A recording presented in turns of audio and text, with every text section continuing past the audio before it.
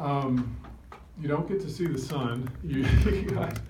It seems like it's just a constant grind. I mean, as you guys know, Magic is all about excellence here, and we want to outwork everybody. And so it feels like the last several weeks have just been constant planning sessions, moving the chessboard around with all the different options.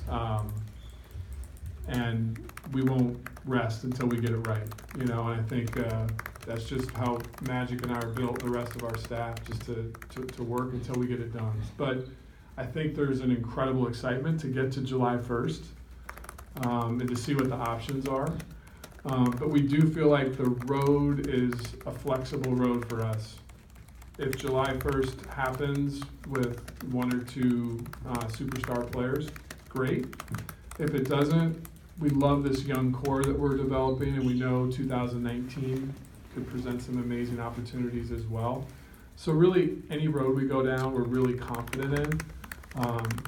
But obviously for Lakers fans, we want to be good. We want to be back in the playoffs where Lakers deserve to be and competing for a championship. Do you feel a sense of urgency in terms of, the Lakers? It's been a while, right?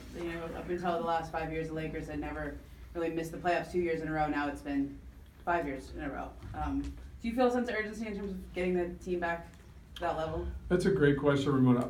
I'll personally feel a sense of urgency until we get a championship. I won't rest until then. It's just the way I'm built. And I know Magic's the same way, and Jeannie ultimately, we don't compete to play games. We compete to win championships. So there will be a sense of urgency until that's accomplished. Was there a point in the pre-draft process where you sort of put preparations for free agency on hold to just focus on the draft, or has it all been sort of together, a mix of everything? A dual road for sure, Tanya. I mean, we have to stay focused on everything and be prepared. I think we have had days that we literally have, 10 hours straight of meetings getting ready for the draft and free agency. And so it's not a one or the other focus for us. It's both. Is it true that the Spurs declined to talk to you guys about possible trade for Kawhi? I think out of respect for other teams, we don't really comment about our conversations publicly with other teams. We certainly wouldn't want them to do that for us. So, but again, we're going to do everything we can to build this team, whether it's through trades, through free agency, through the draft, and we're going to be very aggressive and get into the destination. I'll ask that question a different way. Have you felt the sense that other teams in the league are sort of resistant to do business with the Lakers in other ways, not even just right now, but in general? It's interesting because we knew we wanted to try to acquire another pick in the beginning of the second round, and as I said, we're in discussions on that, but we feel like we're going to be able to accomplish that. So it's not like teams are saying, I'm not going to do a deal with the Lakers, but I do think when you have 16 banners, there's going to be a natural envy from your competitors because you're sitting at the top of the food chain. But that's just life in general. I think if you have success in any walk of life, you're going to face that. And we don't really see that as a challenge. We just see it as a reality.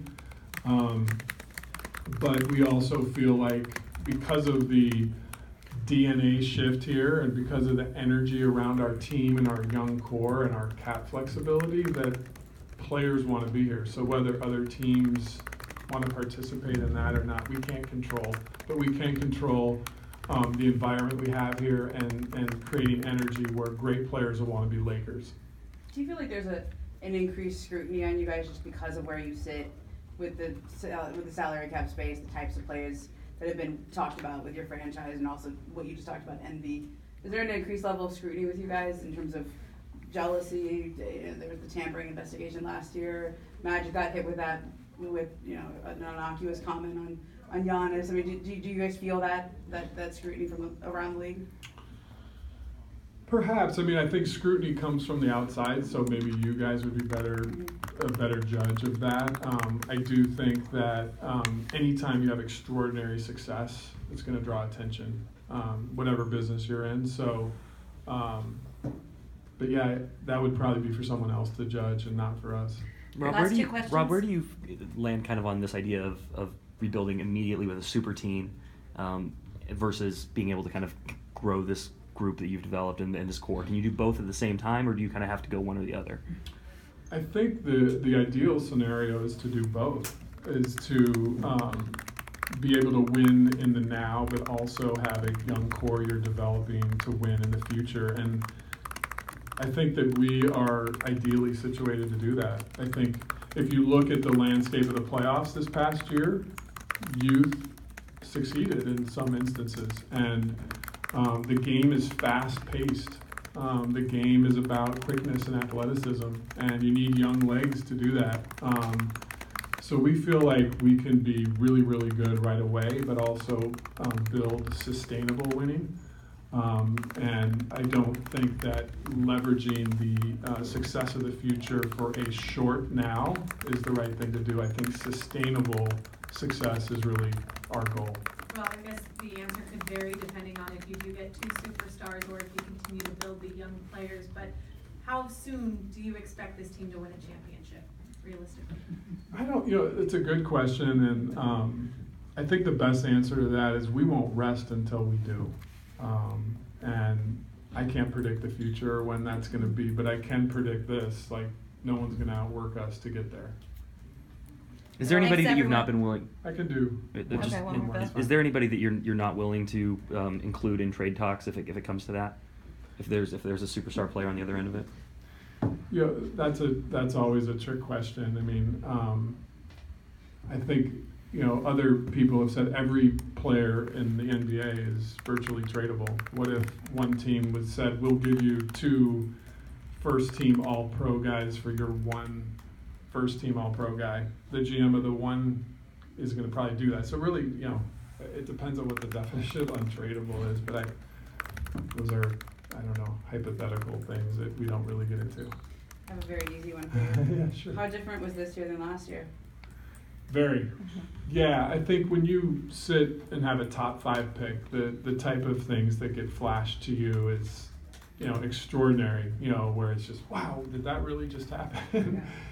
This year we had 25 and 47, so it was a matter of studying it really hard and kind of seeing what, fell to us to some extent. But, hopefully we won't have another year anytime soon with the first or second pick, because that would be that we're not winning the number of games we want to be. Hey, Rob, All right, thank you. just Rob, one thanks. question. Last one. With Lonzo have just got back on the basketball court, what have you seen from him so far?